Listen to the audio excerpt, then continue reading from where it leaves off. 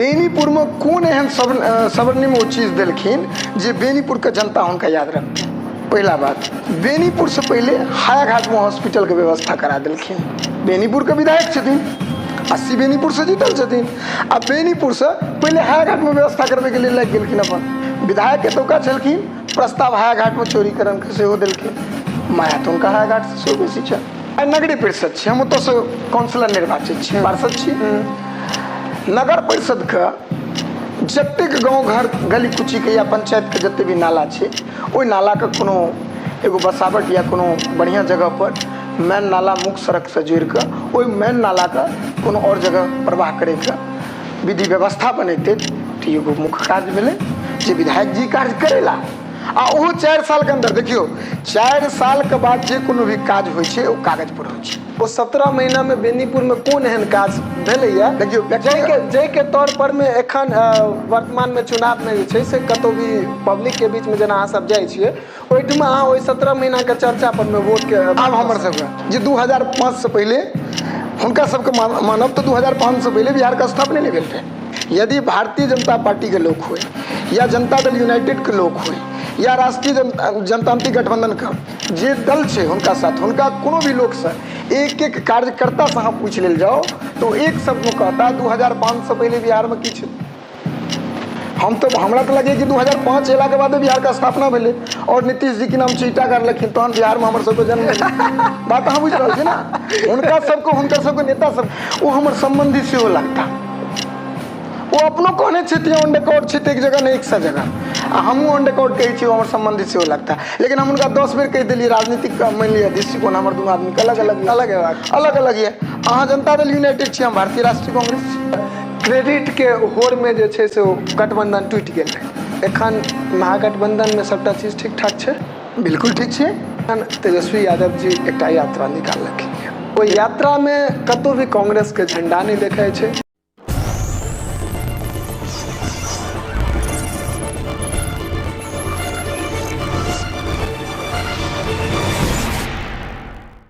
नमस्कार, जागो मैथिल में अपने सब गोटा के स्वागत कर रहल छी। हम शिवम कुमार चौधरी। बता दी जे खेल जकाँ जे छै से राजनीति के पीच सेहो सजि गेल छै।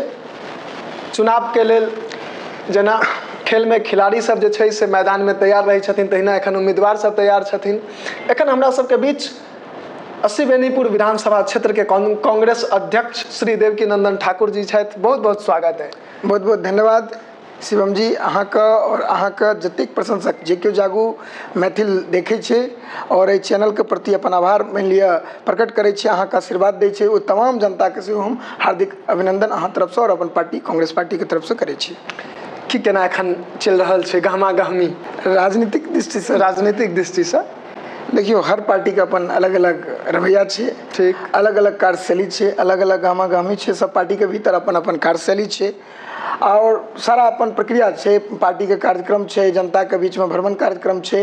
तमाम नेता अपन अपन पार्टी के लोग अपन अपन बीच गामा-गामी के माहौल तो अहाँ शुरू में कहलिए बिल्कुल, जखन राजनीतिक पीच पर तमाम नेता अपन पार्टी के शुरुआत करे लेल चाहे छै तो तमाम नेता अखन जनता के बीच में हर पार्टी के मान लिया जनता के बीच में जाए छै और अपन बात के राखे छै हर पार्टी का। ताहिमे खास के अखन हम बेनीपुर कांग्रेस प्रखंड अध्यक्ष छी। हम बेनीपुर कांग्रेस के जतेक अखन कांग्रेस पार्टी के तरफ से जतेक कार्यक्रम भेल हन, हमरा लगे जे पिछला 5 वर्ष से हम व्यक्तिगत राजनीतिक पृष्ठभूमि का कनी बढ़िया से जाने छे। तेमे कांग्रेस से हम जुड़लिए सबसे पहले 2018 में और 3 साल पूर्व हम कांग्रेस प्रखंड अध्यक्ष बनलिए, बेनीपुर कांग्रेस प्रखंड अध्यक्ष।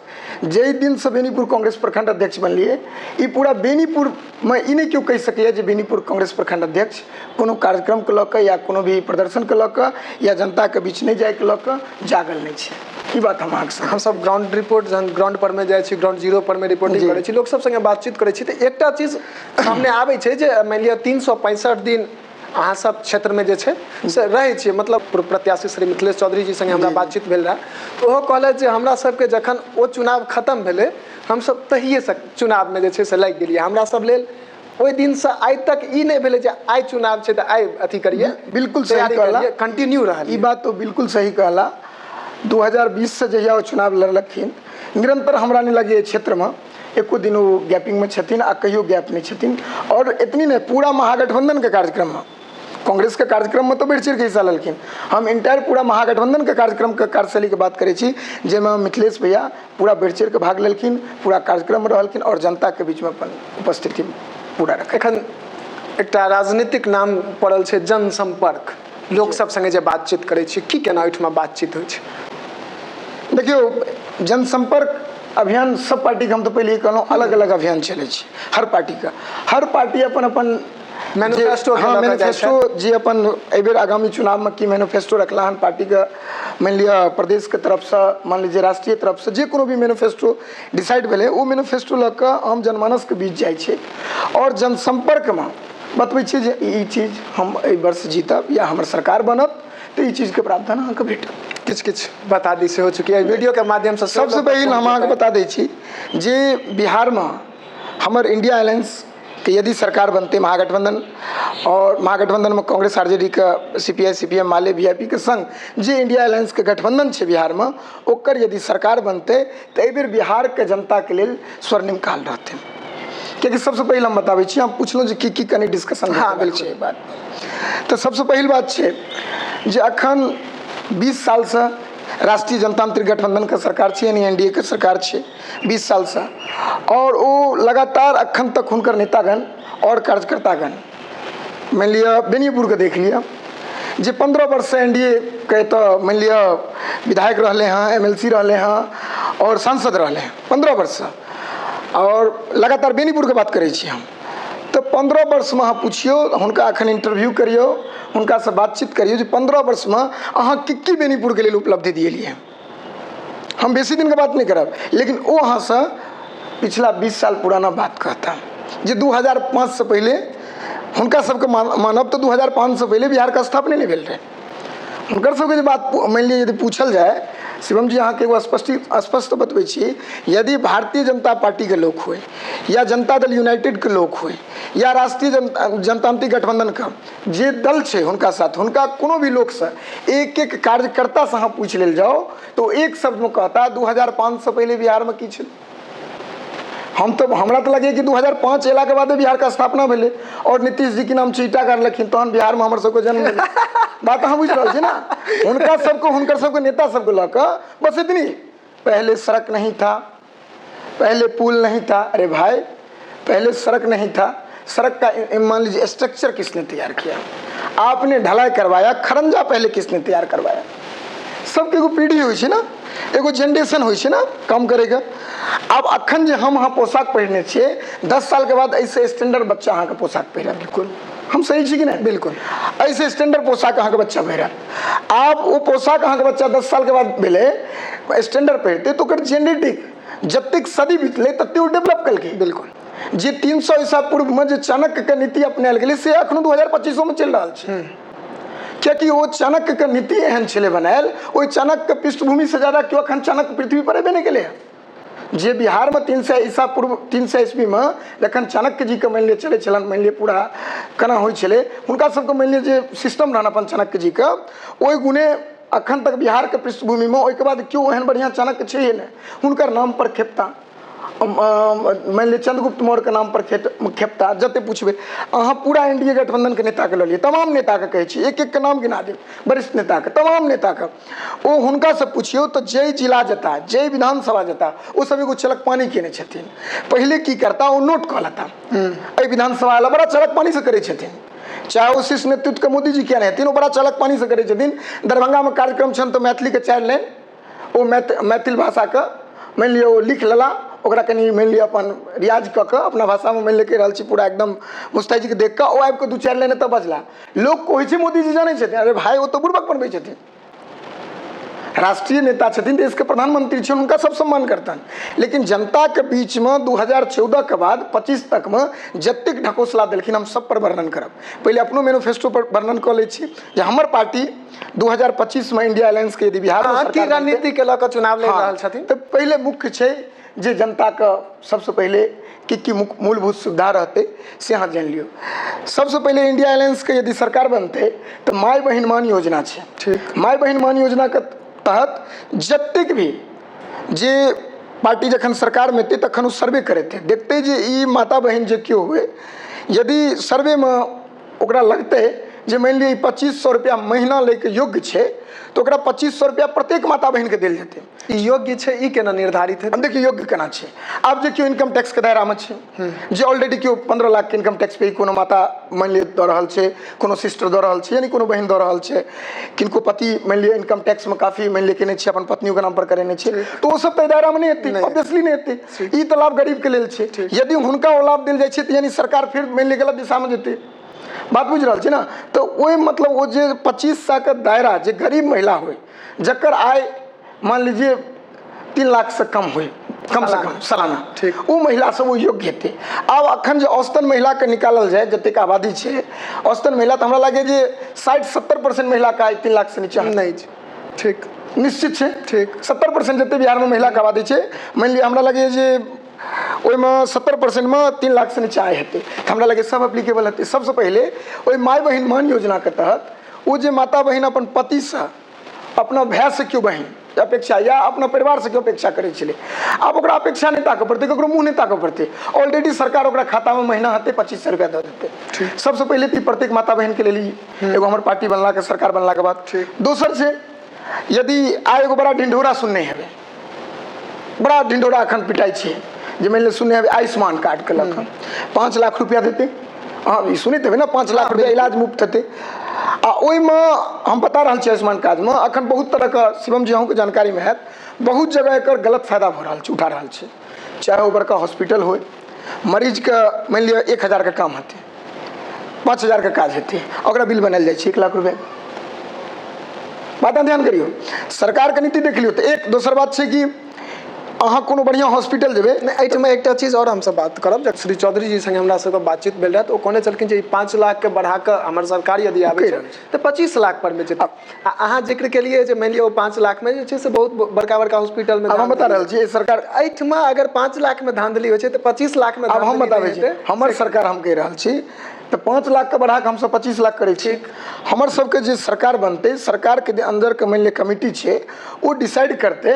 एक तो सब हॉस्पिटल में ओकर इलाज हेतै फ्री में, आ जेना अखन प्राइवेट संस्थान लूटे छै तकर एगो कमिटी बनायल जेतै, जे एकदम स्वचालित कमिटी रहते सरकार के, इंडिया अलायंस की घोषणा छै। वो कमिटी एकदम पूरा हॉस्पिटल मान लिअ स्वास्थ्य विभाग के कमिटी रहते, जे में लूट नहीं मचे, मान लिअ यानी सरकारियों पैसा के दुरुपयोग नहीं हो। पूरा कमिटी गठन हेतै, ओहि कमिटी के माध्यम से देखते जे सही में जे गरीब छलखिन तिनका 85,000 के काज चले तो उनका 85,000 देते। और ई सरकार के अंदर अखन 5 लाख जे आयुष्मान कार्ड के तरफ से चल रहा है, एहिमे कोनो कमिटी नहीं डिसाइड छै। हम एकदम पूरा एकदम फैक्ट कहै छी, सही कहला 25 लाख रुपया हम सब प्रत्येक परिवार के लिए दिया जा रहा है।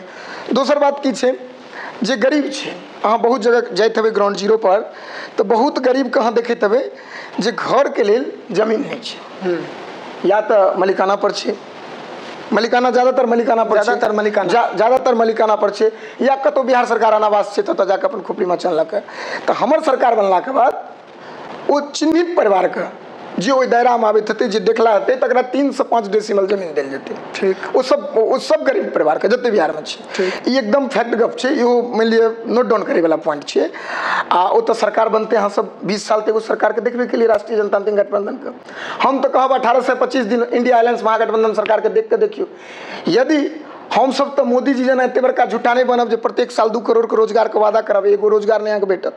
हम यहाँ के कोनो झूठ वादा नहीं करब मोदी जी जना जे हम सरकार में आबते देरी काला धन वापस आनब, सबक खाता में ऑलरेडी 15-15 लाख एग्जिस्टेंस कऽ दे। हम तो इहो नहीं कहब जते भ्रष्टाचारी छै तकरा जेल में बंद कऽ देबै। हमरा सरकार बनला के बाद जते भ्रष्टाचारी छै जेल में बंद भऽ जेतै।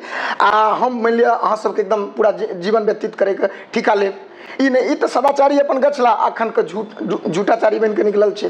रोजगार के नाम पर झूठ बनला, महंगाई के नाम पर झूठ बनला, काला धन वापस आने के नाम पर झूठ बजला। आ अखन लगातार 63 पंचवर्षीय के कार्यकाल में हुनकर चल रहा छै। आ तमाम प्रधानमंत्री के कुर्सी पर रहला के बावजूदो अखन लगातार झूठ बाजै छथिन। तो ऐसे हमरा सबके लेल अशुभ बात की भऽ सकैए। और हमर पार्टी और चीज छै, जे बच्चा जे पढ़ै छै 7 से पर जते बच्चा छै 8, 9 सबके लेल टैब और लैपटॉप का व्यवस्था करल जेतै। और जे चीज योजना चलै छै सरकार के वो चलबे करते। जना आय 1100 रुपया सुनने हेबै, 1 महीना पहले एनडीए राष्ट्रीय जनतांत्रिक गठबंधन के सरकार 1 महीना पहले सरकार के रेवड़ी मान लिअ एगो रेवड़ी निकललै जे पूरा बिहार के जनता की रेवड़ी खाओ। अंतिम टाइम में लुभावना रेवड़ी छै। ओहिमे छै कि पहले तो हाँ दिलिए 20 साल में 400 रुपया। जखन महागठबंधन के तमाम नेता जगह जगह जाकर प्रचार केलकै जे यदि हमर मान लिअ सरकार आयत तो जे केओ वृद्धजन छथिन, विकलांग छै, विधवा छथिन, ओहि माताके हम 400 से 1500 टका करब। तो ओहि पर लगलन हिनकर सिंहासन डोलि जेतै। हुनका एकदम डर भेलै। नीतीश जी तो अपनो अखन मानसिक संतुलन खूब बैठल छथिन। एहिमे कतौ दुहराइ नहीं छै। ई सब अहाँ सबके हम कहब कि अहाँ सब तो स्वयं देखै छी सचिव एस के सिद्धार्थ के माथ पर गमला रखलखिन, महिला के बारे में अभद्र टिप्पणी करै छथिन। विधानसभा के वीडियो छै, सब आदमी से छुपल नहीं छै। दोसर बात, महिला सम्मानित करऽ जाइ छथिन, हुनका खुदे सम्मानित कऽ दै छथिन। मंच पर डीएम के पैर पकड़ऽ लागै छथिन। मान लिअ अपर मुख्य सचिव अखन जे मुख्य सचिव बनलखिन हँ तिनका प्रति अमृत के पैर पकड़ऽ लागै छथिन। तऽ हिनकर मानसिक संतुलन नहीं खराब कहबै भऽ गेलै तऽ हम की कहबै? हिनकर मानसिक संतुलन ठीक छै। हम अहीं से पूछे छी, एगो अहाँ राज्य के प्रधान छिए और अहाँ डीएमओ के पैर छुए ला तैयार छी, एगो महिला के सम्मान करे में अहाँ केहन केहन तरह के मान लिअ बात कऽ दै छियै, अपर मुख्य सचिव के माथ पर गमला राखि दै छी। तऽ एहिमे अहाँके मानसिक संतुलन नहीं के भाषा एकदम बुझियो तो भाषल रहैया अहाँके भाषा। तऽ एकरा की कहल जाए? हम अहीं से पूछे छी। ठीक छै, सरकार में अहाँ छिए, ताकतवर छिए, जनता के बरगलाबै छिए, प्रचार प्रसार में ज्यादा झूठ तंत्र के प्रयोग कऽ के प्रचार प्रसार में ज्यादा खर्च करै छिए, खर्च ज्यादा करै छिए। हमरा सबके दल से ज्यादा खर्च करै छिए एक्सपेंस। हर जगह मीडिया पर पकड़ या मीडिया के डरबै छिए, धमकाबै छिए, पूरा डराबै छिए, धमकाबै छिए जे भाई एहन तरह के काज हमरा सबके सरकार में नहीं होय। मीडिया के सम्मान कयल जाए, ओकरा चौथा स्तंभ लोकतंत्र के मानल जाए, लेकिन अखुनका मीडिया को सब नहीं मानै छथिन। ओ सब अपन एगो मान लिअ कार्य के लेल, अपन व्यवस्था के लेल ओ मीडिया के यूज करै छथिन। जे हम कहब एकटा मीडिया बताउ जे सरकार के खिलाफ अखन एनडीए सरकार के खिलाफ खूब जमि के बाजैत हो। अहाँ यूट्यूबर छी, हम अहाँके प्रशंसा कर सकै छी। पहिला बात, हम पत्रकार के हम पहिला गप कहै छी, अहाँ बेस्ट यूट्यूबर छी, अहाँ जर्नलिस्ट में कदम रखने छी, अहाँ बेस्ट युवा छी, हमर साथी सेहो रहल छी, बहुत पुरान मान लिअ सहयोगी सेहो छी। हम अहाँके बात नहीं तंज करै छी, हम वरिष्ठ पत्रकार के बात करै छी, हम हुनकर बात करै छी। देख लियौ मान लियौ की करै छथिन। एक रत्ती अहाँ बीजेपी के खिलाफ बजियौ, 2 मिनट 3 मिनट 4 मिनट कोनो पत्रकार के कहियो बाजै ला जर्नलिस्ट के, देख लियौ या तो ओकर नौकरी खत्म, या तो ओकर नौकरी खत्म। ओहि न्यूज चैनल से अनेको उदाहरण छै जर्नलिस्ट जे अखन बाहर छै, जे सरकार के खिलाफ बजलै, ओहि चैनल से बाहर छै। क्या गो ओकर नाम गिना दिए अहाँके कि सारा नाम अहाँके सामने यऽ?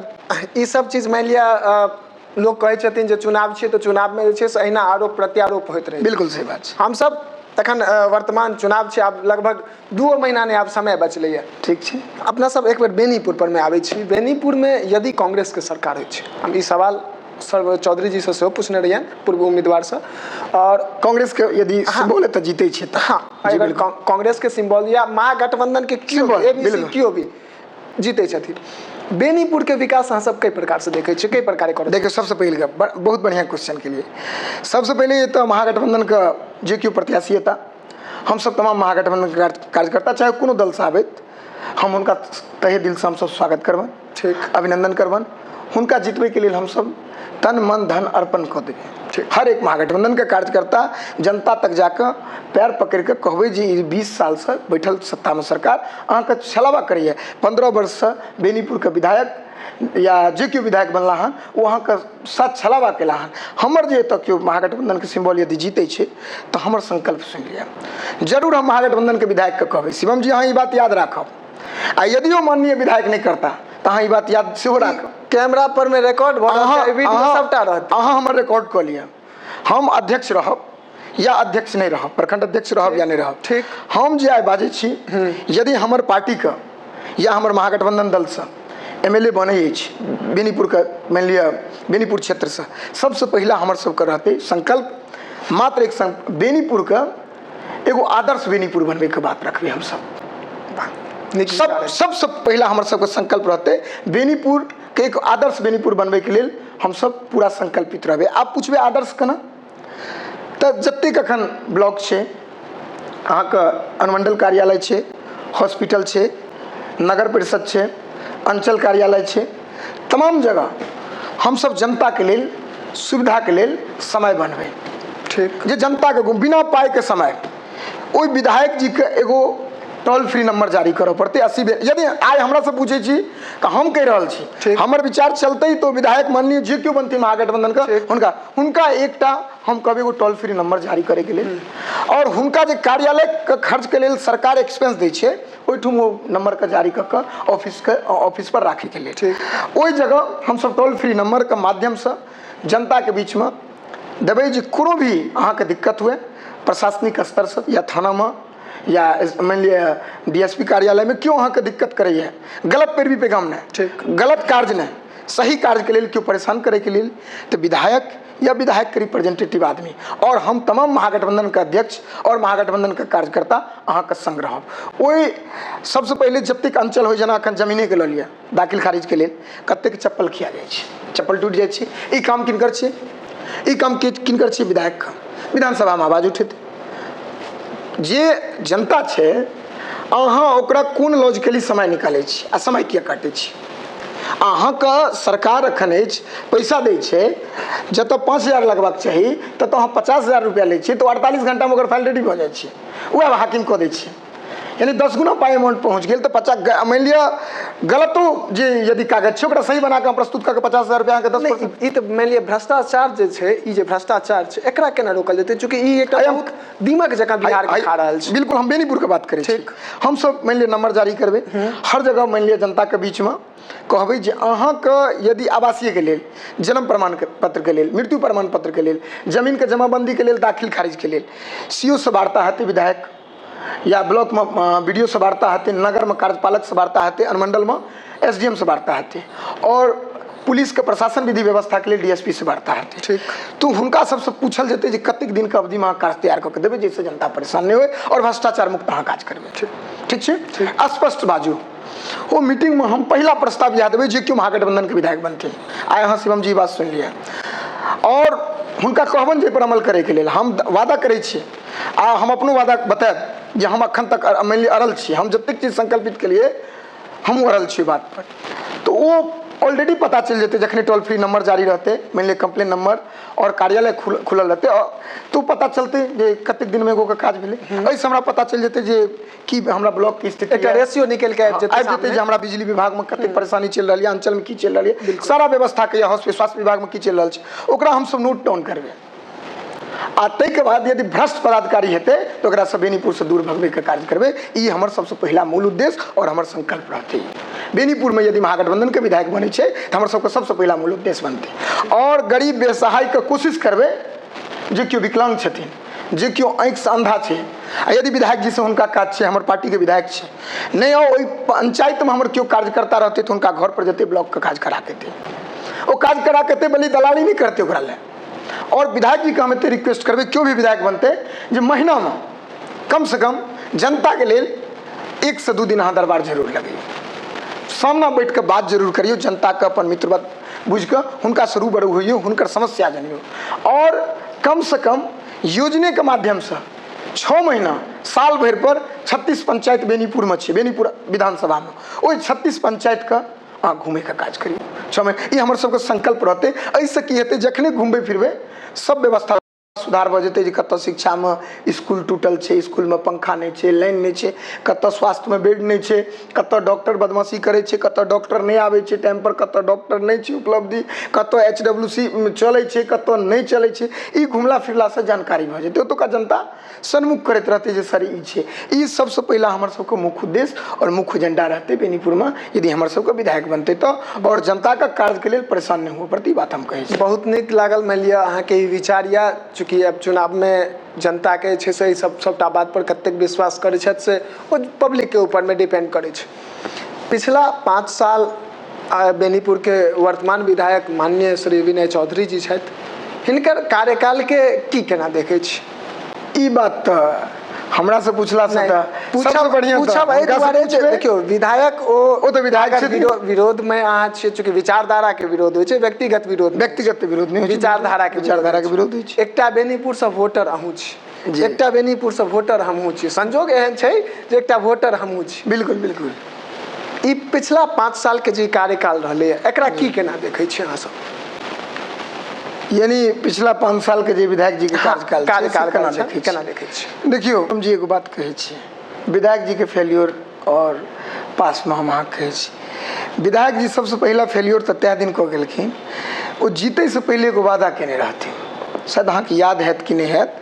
अहाँ कहबे के लिए जे हम बेनीपुर के एगो वोटर हमहूँ छी, एगो वोटर हमही छी, आ व्यक्तिगत ककरो विरोध नहीं होइ छै तऽ हम हुनकर व्यक्तिगत विरोध नहीं करै छी। ओ जे बजने रहथिन ओहि बात के हम विरोध करै छी। ओ कहने रहथिन जे हम बेनीपुर से यदि चुनाव जीते छी तो बेनीपुर जनता के बीच में हमेशा रहब। ठीक ठीक छै? ई सवाल ई बात बहुत जगह से आयल है हमरा सबके बेनीपुर सामने। के जनता के बीच में हम रहब और बेनीपुर में कतौ हम एगो आवास या तो भाड़ा पर लेब या तो अपन बना के कतौ रहब जे कि जनता के बीच में रहब। तो पहला बात एक विफल रहला, वो बेनीपुर के बेनीपुर नहीं बुझला। विधायक के तो का जनप्रतिनिधि जरूर रहला लेकिन बेनीपुर के बेनीपुर नहीं बुझला। लेकिन एकटा बात इहो छै जे समय कंटिन्यू क्षेत्र में देलखिन ये। एकरो जवाब दै छियै, एकरो जवाब दै छियै। पहले तो नहीं रहला, दोसर एगो वचन और दै छियै, एगो वचन हुनकर याद दिलबै छी। आइ वो एगो वचन और केने रहथिन जे महीना में हम 2 या 3 दिन जनता सामना सामना बात कऽ के हुनकर समस्या के समाधान करबै। बैठक के जगह कहने रहथिन जे आईबी में बनेबै, आईबी में बैठक के जगह रहते, शायद वो जनता बिसरि गेल हथिन या वो जतऽ बजने हथिन लोग के भेल हेतै, लेकिन हम सब तो पूरा ध्यान रखने छी जो की बजने छथिन। तो वो बात पर विफल रहला। कहियो 5 साल में वो बैठक करे के योग्य नहीं बुझलखिन। एक बैठक केलखिन या 2 बैठक केलखिन, ओहिके बाद बैठक के योग्य नहीं बुझलखिन जनता पजल कऽ दै छै, जनता काज करबै लए नहीं आबै छै, परेशान करबै लए आबै छै, हुनका मोन में ही लगलन, ई धारणा भेलन ऐसे नीक हम विधायक ठीक छी जतऽ छी हमरे लग आबे जनता।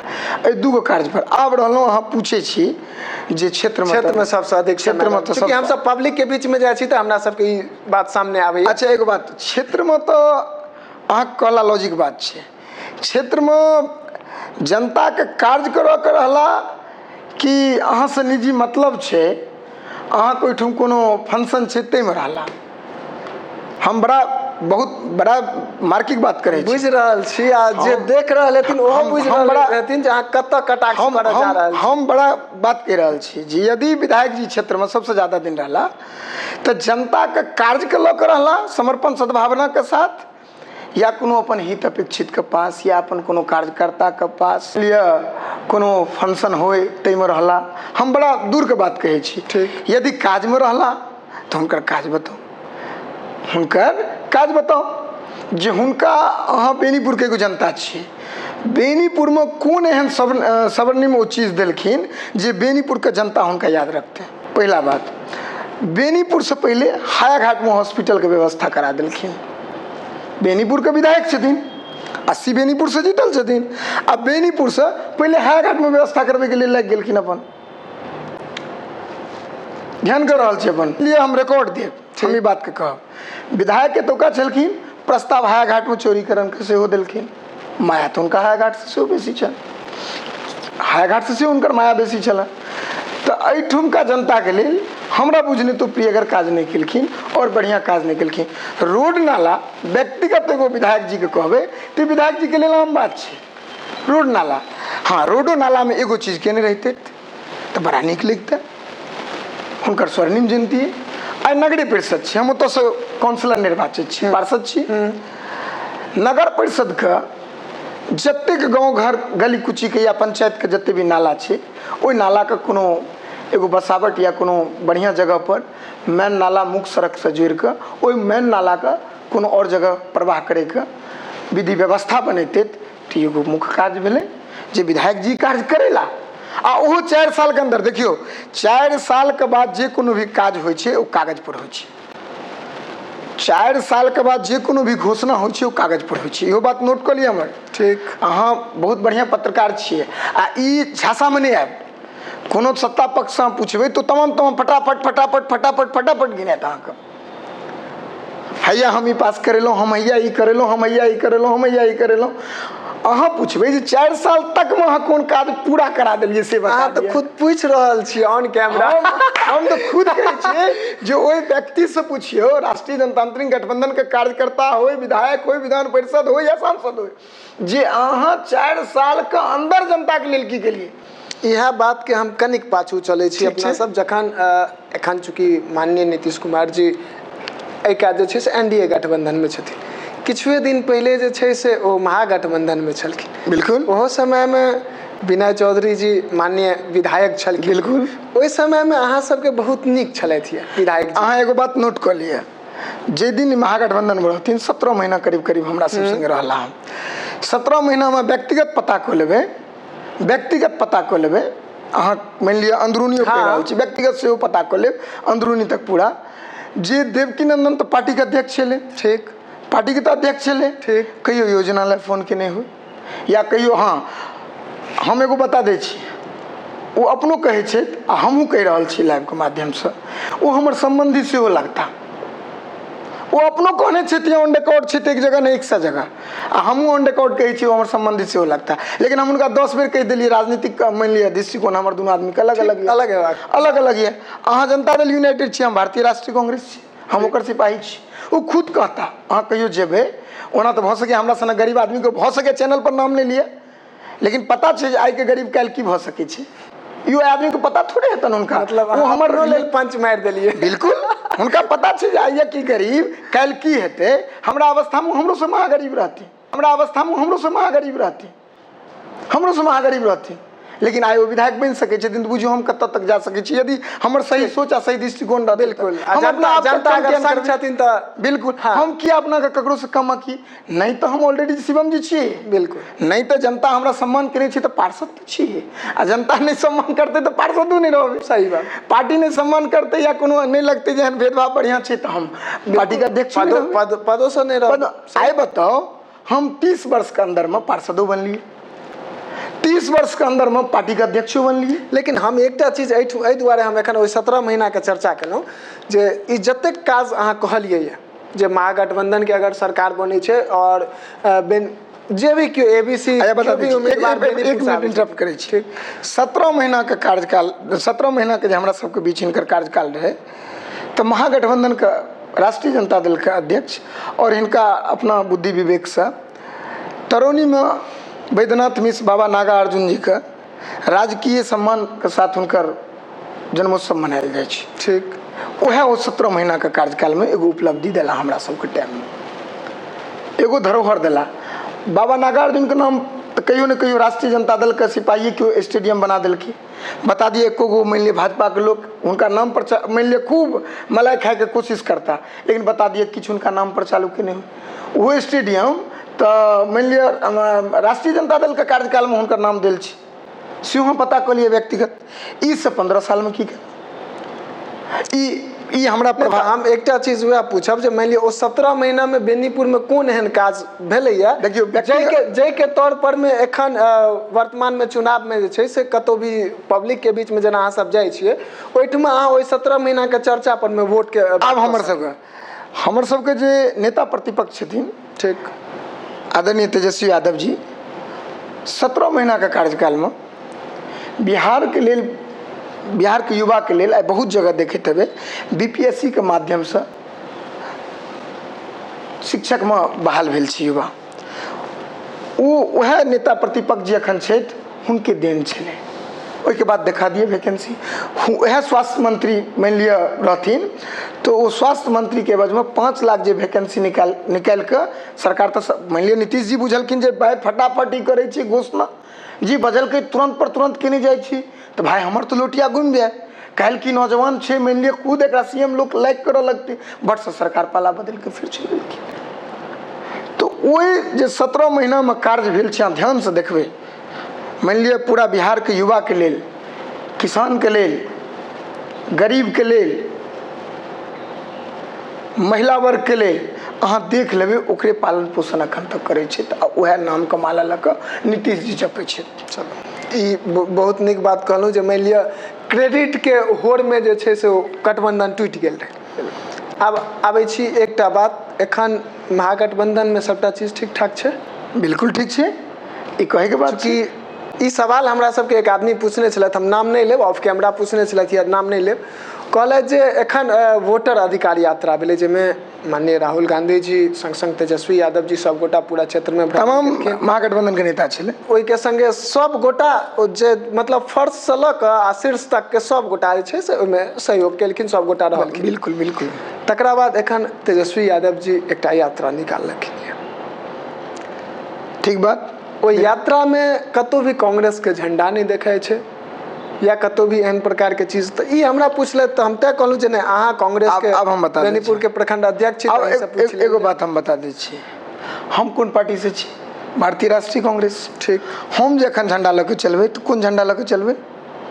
कांग्रेस कांग्रेस ठीक। जाहिर से बात छै ओ कार्यकर्ता से मिले के लेल, सन्मुख होय के लेल अपन जाइ छथिन। ओ अपन कार्यकर्ता के हौसला करे के लेल, बुलंद करे के लेल, हुनकर जोश अफजाई करे के लेल ओ जाइ छथिन। तो ओ राष्ट्रीय जनता दल के ने झंडा लऽ के जेथिन। ओ तऽ मानि लिअ महागठबंधन के नहि कहने छथिन, ओ अखन राष्ट्रीय जनता दल के कार्यकर्ता से जाइ छथिन। ओहि साथ साथ जे एरिया से जाइ छथिन ओहि जनता से मिले छै, मिले छथिन। ई तऽ जाहिर बात छै। अखन हम ही ओहिमे जनता कांग्रेस के या और अदर देखियो पार्टी ई के हमरा नहि सबके जाइ तऽ बुझल छै, बिल्कुल हमरा सबके तऽ बुझल छै ई हमर पार्टी एलायंस में छै। नेता प्रतिपक्ष जी जे आइ यात्रा निकालने छथि ओ बुझै छियै हमसब हमर यात्रा सेहो छी। ओ मिल रहल छथिन जनता के लेल, जनता के बीच में अपन संदेश बांटै छथिन। तऽ हमर पार्टी के लेल सेहो संदेश बांटै छथिन। यदि आइ आदरणीय राहुल गांधी जी बिहार में आइसे पहले अहाँ देखने हेबै कन्हैया कुमार पद यात्रा केने रही, हाँ देखने हेबै बिल्कुल। कहाँ राष्ट्रीय जनता दल का कहाँ झंडा रहे। जे क्षेत्र से जाए ओहिमे तऽ कांग्रेस के रहे, पद यात्रा रहे, ठीक, पैदल मार्च रहे। तो हर जगह अलग अलग एम्बिशन छै, हर पार्टी अपन अपन अलग अलग संवाद करे छै जनता से। बार बार हर पार्टी मिलकर हर पार्टी अलग अलग जनता से मिलऽ चाहे छै और लास्ट में अपन एक जगह बैठ कर ओकर समीक्षा करे छै जे ई तरह के बात एलै। ताहि दुआरे अपन अलग अलग सेहो घूमै छथि आ साथोमे घूमि कऽ अपन जनता से रूबरू होइ छथिन। ओहूमे विशेष समस्या जे आबै छथिन ताहि पर समीक्षा होइ छै, तहने ओ मैनिफेस्टो बनायल जाइ छै, ओहिमे किछु जोड़ल जाइ छै, ओहिमे किछु घटायल जाइ छै। सही बात। इएह तऽ नतीजा छै। चलू आब अपना सब चूँकि समयो के ध्यान में राखऽ पड़तै, लंबा चौड़ा भऽ रहल छै। जे दर्शक देख रहल छै ताहिमे बहुत रास एहन हेतै जे अहाँके पार्टी के हेता, अहाँके महागठबंधन के दर्शक सबसे हेता, वोटरो हेता, की हुनका कहऽ चाहबै? सबसे पहले हम जते महागठबंधन के केओ हमर कार्यकर्ता हो या नेता हो और जे केओ जनता हमर मानि लिअ यूट्यूब जागू मैथिल चैनल जे छनि शिवम जी के, हुनका चैनल के माध्यम से जे केओ हमर आवाज सुनथिन, हम हुनका से विशेष आग्रह करबनि, महागठबंधन कार्यकर्ता और नेता और साथ साथ जे हमर सम्माननीय देवतुल जनता छथिन हुनका से विशेष आग्रह हम एक चीज करबै जे एहि बेर राष्ट्रीय जनतांत्रिक गठबंधन के सरकार के बिहार से उखाड़ के फेंकू।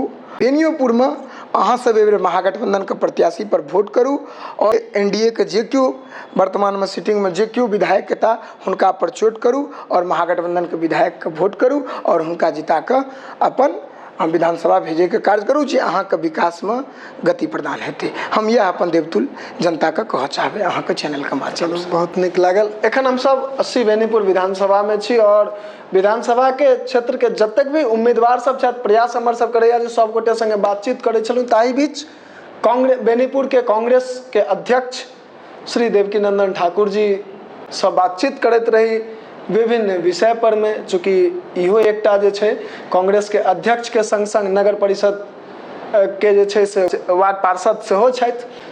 हर विषय पर में बातचीत केलहुँ। या ई वीडियो अहाँ सबके केहन लागल कमेंट में अवश्य बतायब और जो नीक लागल हुए तो चाहे वीडियो के सब गोटे शेयर कऽ लेब। एही के संग आब आज्ञा लेबाक समय भऽ गेल छै, तऽ अहाँ सब गोटे से आग्रह करब जे गोटा चैनल पर में नव छी से चैनल के सब्सक्राइब कऽ लिअ, फेसबुक पेज के फॉलो कऽ लिअ, व्हाट्सएप चैनल के छै से सब्सक्राइब कऽ लिअ, फॉलो कऽ लिअ। एही के संग आब आज्ञा दिअ। जय मिथिला, जय हिंद।